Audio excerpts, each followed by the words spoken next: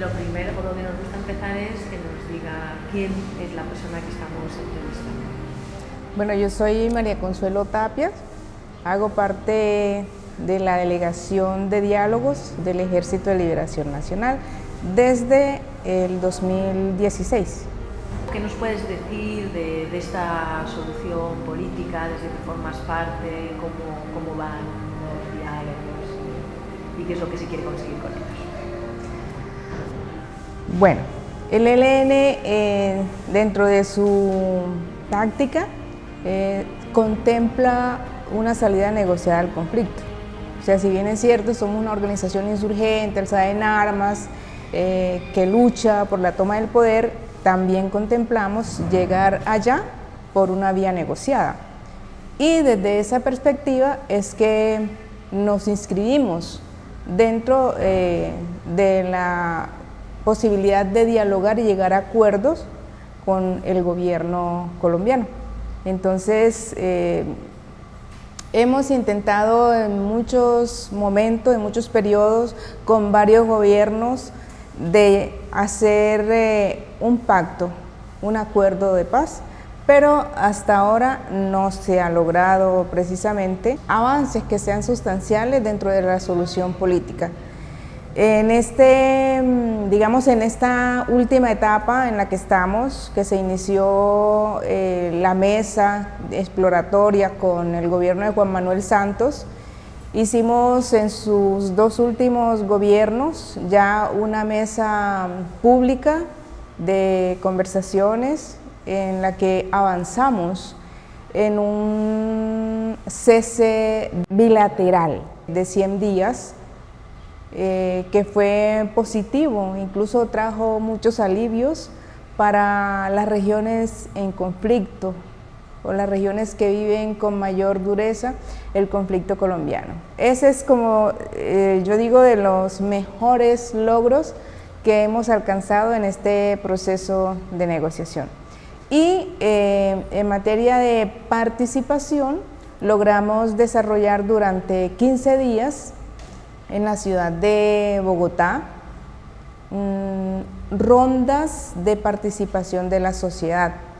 A esas rondas le llamamos audiencias preparatorias, porque se trató de consultarle a la sociedad la metodología con la que ellos, desde las diferentes organizaciones sociales, los sectores, las instituciones, pueden participar en este proceso de negociación de paz con el ELN y el gobierno.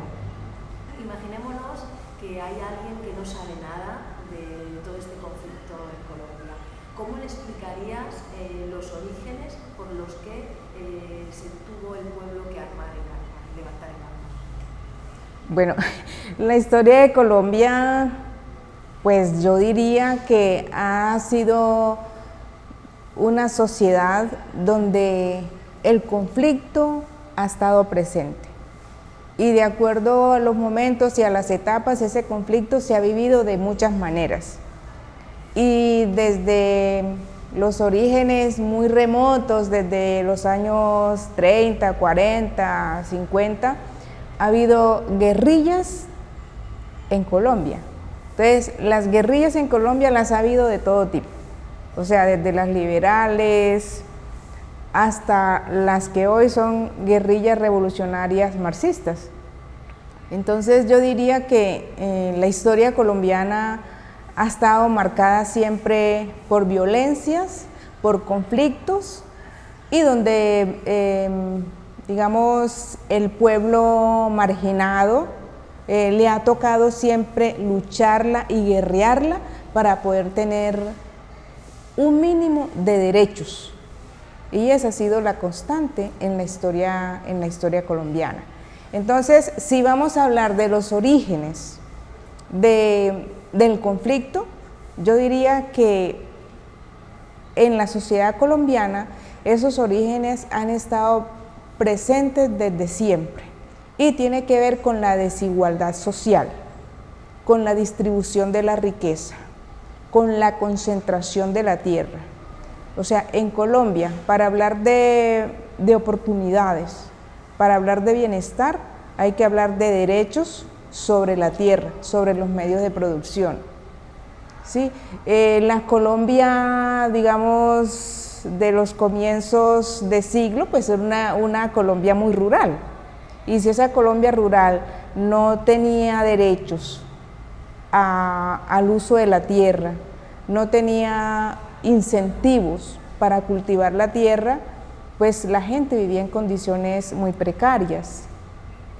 Luego, cuando se da lo que en Colombia se conoce como la violencia, la época de la violencia, donde se arman los partidos liberales y conservadores que curiosamente dieron origen a guerrillas liberales o guerrillas conservadoras, lo que se llamaron los pájaros, los chulavitas, que era una policía que perseguía a los campesinos, que perseguía a los liberales.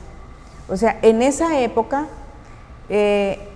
ese conflicto se da precisamente para poder vaciar, igual que está sucediendo hoy, para poder vaciar los campos colombianos, sacar los pobladores, los campesinos de esas tierras, quedarse con las tierras, pero también obtener mano de obra muy barata en las ciudades, porque se iniciaba el ciclo de las industrias, de las fábricas, necesitaban mano de obra barata para trabajar allí. Entonces, ese es como un ciclo que marca con más claridad esa violencia.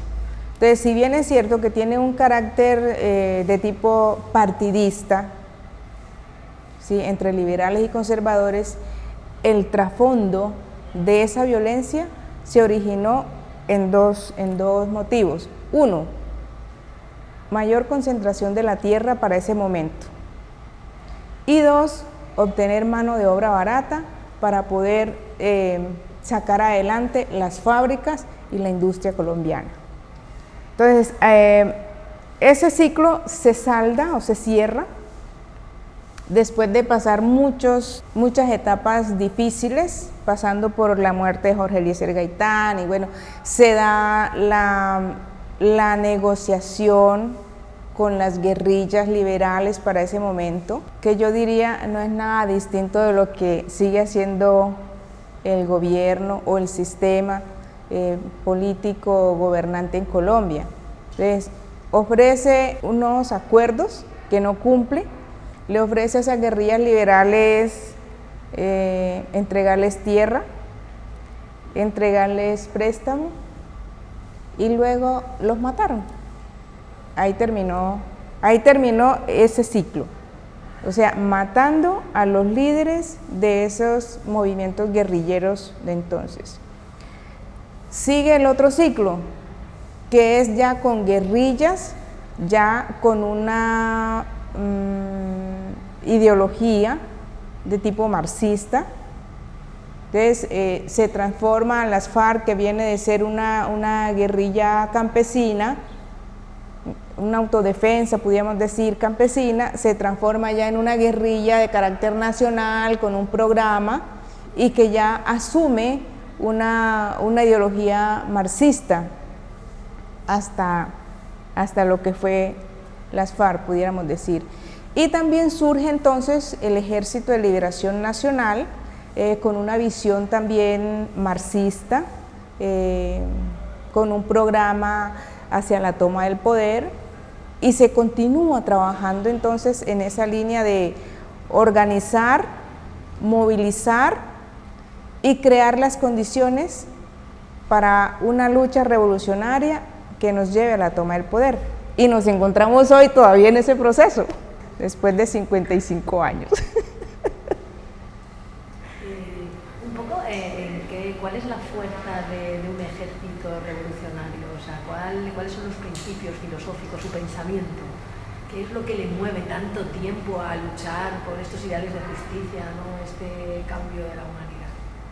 Bueno, la fuerza de una organización insurgente, revolucionaria, reside en el pueblo. Y la fuerza está en la forma como se comporta con ese pueblo, al que defiende y por el que lucha. O sea, vivir y sentir lo mismo que el pueblo. Eso es lo que te da la lucha y la razón de permanecer tanto tiempo. Y si tú no tienes ese hermanamiento entre fuerza insurgente y el pueblo, tú no duras mucho tiempo. Porque tú vives y estás si ese pueblo te reconoce y te asume como parte de él. De lo contrario no puedes vivir, no puedes existir. En el campo, en la ciudad es igual. Tras las huellas del Che lo hablamos, si tienen sentido las guerrillas en el siglo XXI, ¿no? Ante el ataque tan violento que mantienen las oligarquías y los estados, ¿no? Bueno, yo diría que mientras exista injusticia, mientras exista explotación y mientras no cambie el modelo económico de dominación, siempre va a haber razones y causas fundamentales para que existan movimientos insurgentes, para que existan guerrillas. De acuerdo también, yo digo, a los momentos, a las etapas que se van viviendo, simplemente las guerrillas lo que cambian es su modalidad operativa, ¿sí? Pero la razón de ser insurgente se va a mantener mientras existan causas para luchar. Mientras no cambien las condiciones sociales, económicas y políticas y no haya ampliación de la democracia, siempre va a haber lucha, siempre va a haber, porque es una condición social y humana del ser humano, de defenderse y luchar por los derechos. Es una cosa de mucho sentido común, o sea, un mundo más justo y habitable. ¿Por qué no se entiende? ¿Por qué cuesta tanto construir esa realidad? Bueno, precisamente el sistema de dominación, esas oligarquías o esos poderes políticos están muy arraigados, no quieren salir de ese privilegio, de ese sueño dorado en el que viven, y tienen todos los medios a su favor para instrumentalizar.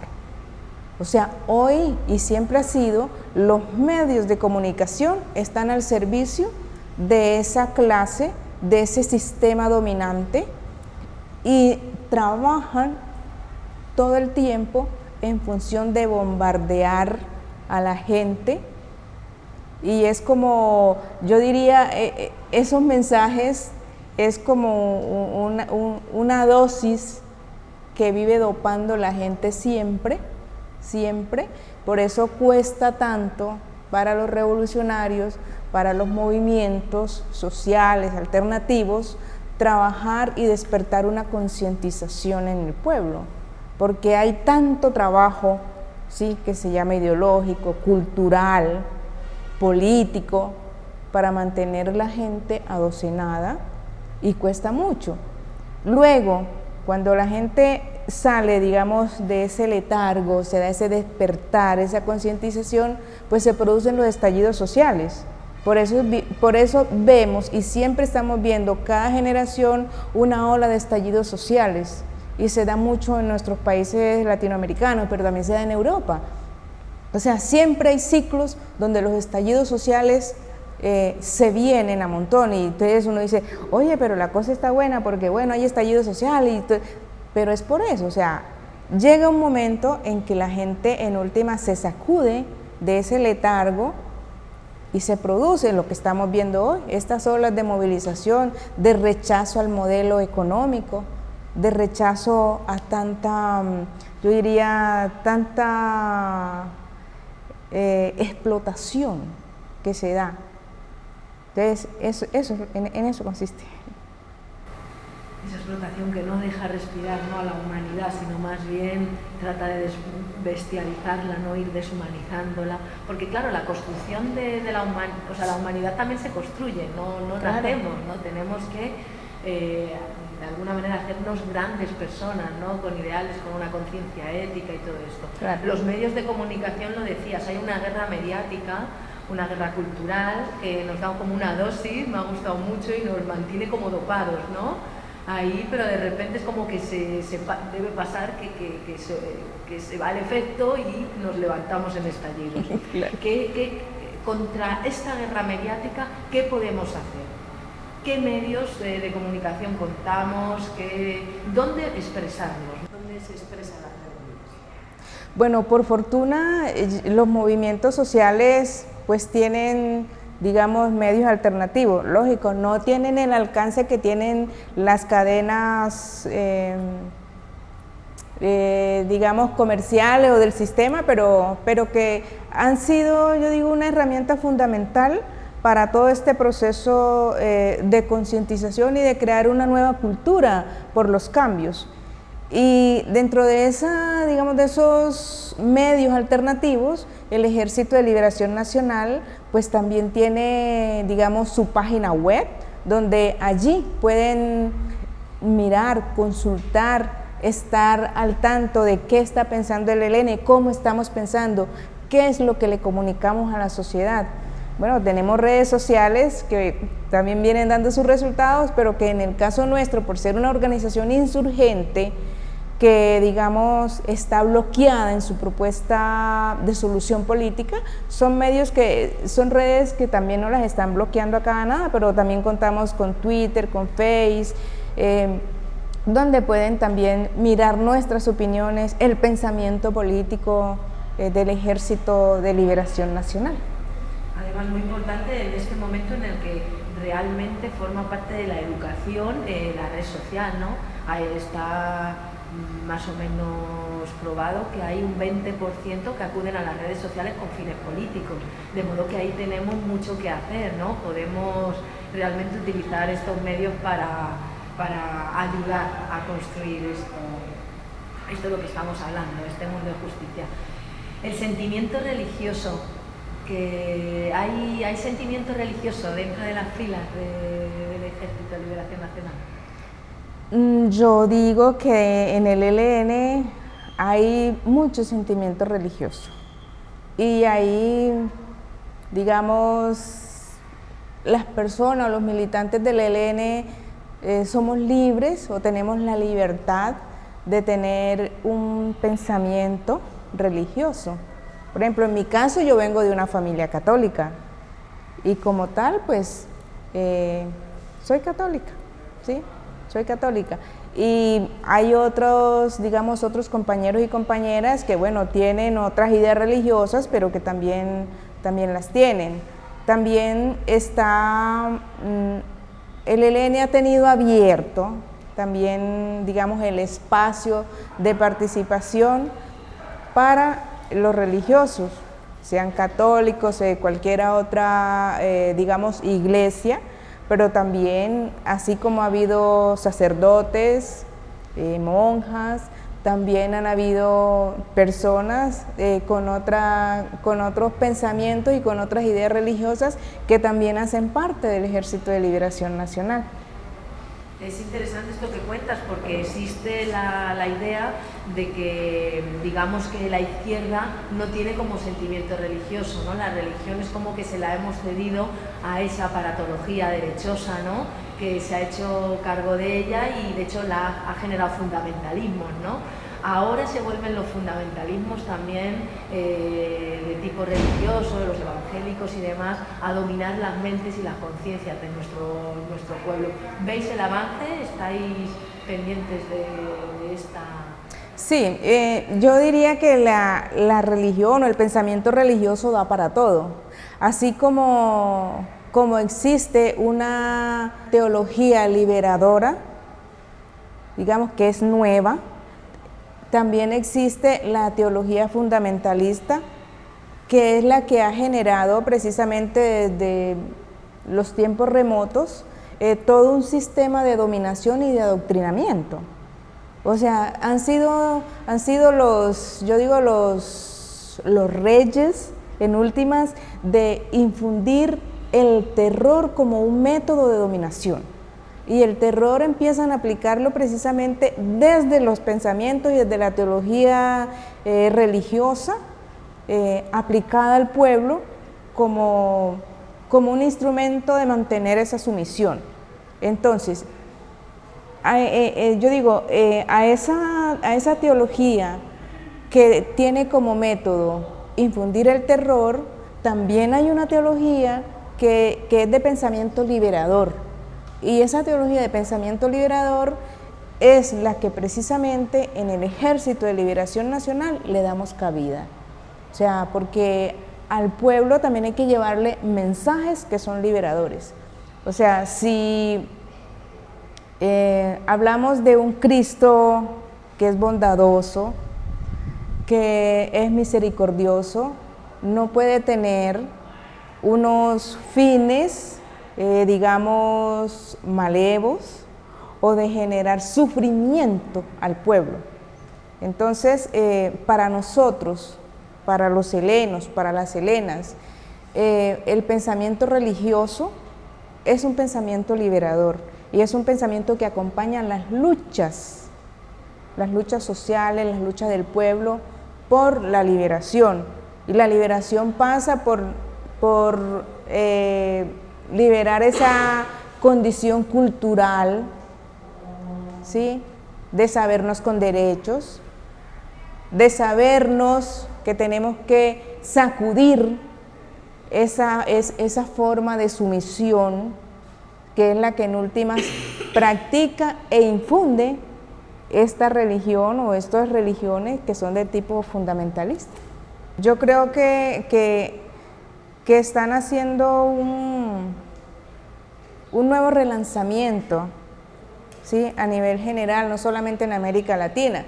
Entonces encontramos, por ejemplo, cómo estas iglesias ortodoxas o de tipo fundamentalista trabajaron en la campaña por Bolsonaro en Brasil, pero también vemos cómo estuvieron, digamos, a la vanguardia en el golpe contra Evo Morales en Bolivia. Pero también en Colombia vemos cómo estas iglesias que son fundamentalistas están con el partido más retrógrada, ultraderechista de Colombia, que es el Centro Democrático. Entonces ahí encontramos que muchas de estas iglesias fundamentalistas hacen parte de la coalición de gobierno con Iván Duque y el Centro Democrático. ¿Qué cabe esperar en las garantías del proceso de paz?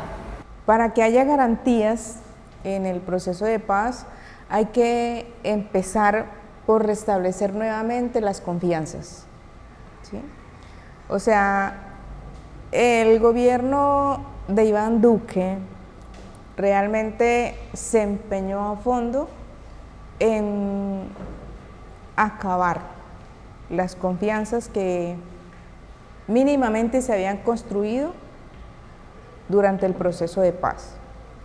Entonces, todo el periodo de negociación que hubo entre el periodo de Juan Manuel Santos, que llevó a un acuerdo final con las FARC, ese proceso creó unas confianzas, no solamente para la insurgencia, sino también para la sociedad colombiana, en que se puede avanzar en un proceso de una solución negociada.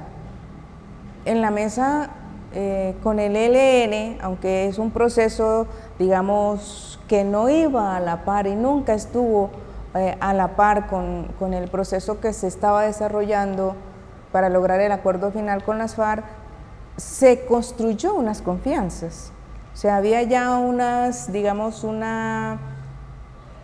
proceso ganado de confianza entre el gobierno y la insurgencia. Igual se había construido ya unas confianzas hacia la sociedad colombiana. O sea, si logramos desarrollar un cese bilateral de 100 días, donde la delegación pudo hacer pedagogía en los territorios colombianos, y precisamente quienes movían los delegados, pues el gobierno, sus fuerzas militares. Si parte de la delegación logró estar en Bogotá durante ese proceso de cese bilateral y logramos desarrollar una etapa de participación de la sociedad y digamos no hubo, yo diría, problemas de seguridad o agresión frente a la delegación. Eso genera unas confianzas, es decir, hay palabra en un gobierno que está construyendo un proceso de paz. Lo que hizo Iván Duque precisamente es borrar esas confianzas. Entonces, para que haya garantías en un proceso, hay que empezar por construir nuevamente esas confianzas. O sea, hoy ningún miembro del ELN siente confianza o siente seguridad para cumplirle una conversación a ningún representante del gobierno. O sea, si mínimamente el gobierno no expresa unas garantías claras de respeto a los garantes, es imposible. O sea, estamos viviendo hoy un momento y una etapa de un gobierno que su lema es la legalidad, pero que precisamente patea la legalidad. O sea, la legalidad son los acuerdos, legalidad son protocolos, legalidad es que haya garantes para que sea un proceso serio de conversación, y él niega todo esto. Entonces, habla de una legalidad cuando en realidad niega la legalidad para adelantar y para trabajar en un proceso de solución política. Y si no hay, digamos, legalidad o garantías para desarrollar un proceso de solución política, es imposible avanzar, es imposible. Entonces, el ELN sí tiene una propuesta de solución política. El ELN sí quiere avanzar en un acuerdo, digamos, negociado, pero no tenemos vocación de mártires. O sea, llegar a un proceso de paz no significa que tengamos que poner allí la cabeza para que nos pongan la guillotina y nada va a cambiar. Porque si en un proceso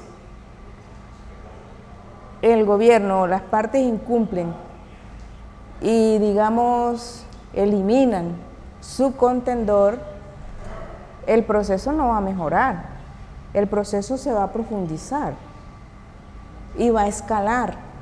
Entonces, en este momento, ante esa circunstancia, el ELN tiene que frenar y esperar que el gobierno dé muestras de mejores garantías y de mínimas condiciones para arrancar en una etapa seria. Colombia es muy diversa. Nosotros estuvimos allí y vimos pueblos originarios, afrodescendientes, blanquitudes de todo tipo. ¿Cómo podéis tejer ese lugar, ¿no?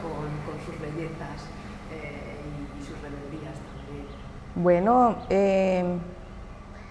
nosotros hablamos de esa Colombia plural, de esa Colombia diversa, y hablamos también de esa Colombia profunda, que es donde está toda esa diversidad que vos decís.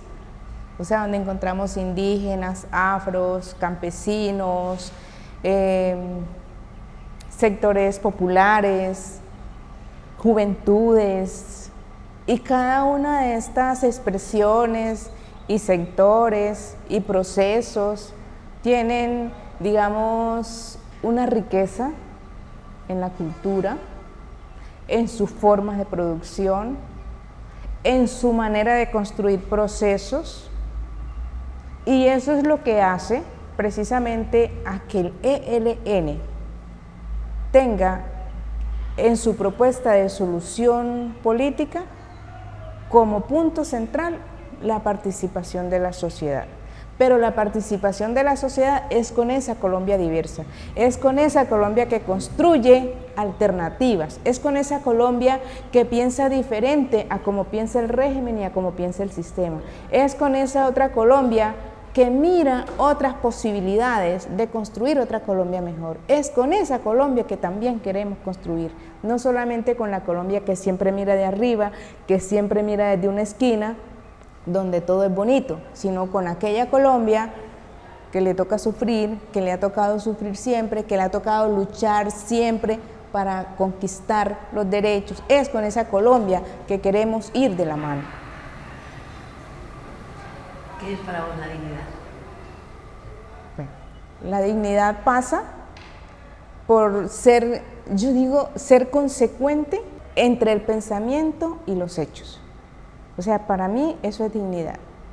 Y cuando hablamos precisamente de que vamos o que estamos luchando por el pueblo y que estamos luchando por unos cambios sociales y que estamos luchando por una Colombia mejor, entonces es como yo vivo, pienso y actúo igual que aquel pueblo del que nunca me he sentido separada.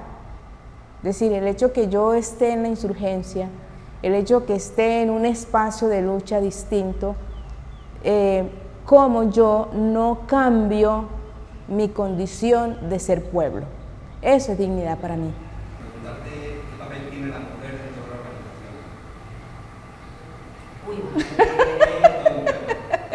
Bueno.